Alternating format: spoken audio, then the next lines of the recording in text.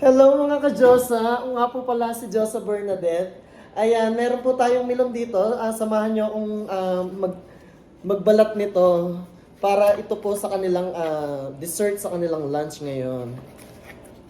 Ayan, inano ko na siya, biniya ko na kasi tinapon ko yung yung mga buto-buto para hindi na ako mahirapan.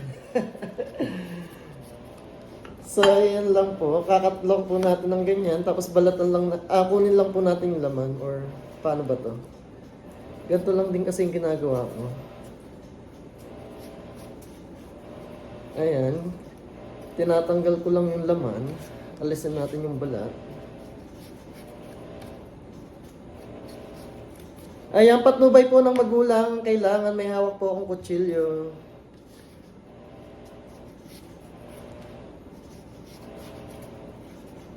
Ayan.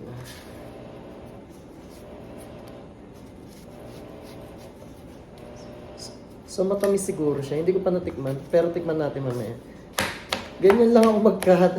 Binibiya ko lang siya sa gitna, tapos inaalis ko yung mga buto. Tapos i-chop ko na po siya. Ganyan lang. So carry na yan.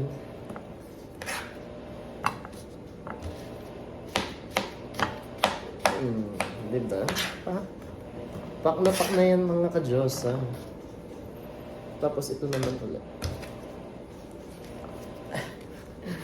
Hirap na hirap akong humawak ng kutsilyo. Ayan, patnubayan po natin ang ating mga anak, mga bata dyan. Bawal po ang kutsilyo. Hindi po dapat gayahin.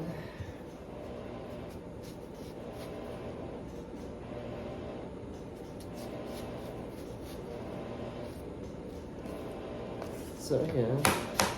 Alisin lang natin to.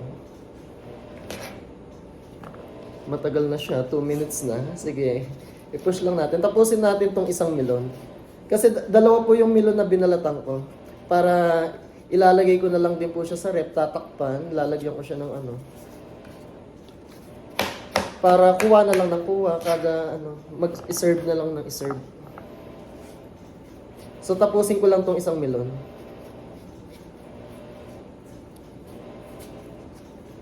Ayan, yung iba sa Pilipinas tinitimpla to, masarap tong gulaman. Masarap tong gawing palamig. Paborito ko to nung bata ako. Bibili ako ng palamig. Dati 2 piso lang yata ang palamig noon. Ngayon yata, Diyos ko, magkano ng presyo. 2 piso nung bata ako noon, yung elementary po ako noon. Yung mama ko nagtitinda dati sa kanto sa lugar namin. Tapos marami siyang tinda sa kariton. Nagkakariton yung mother ko.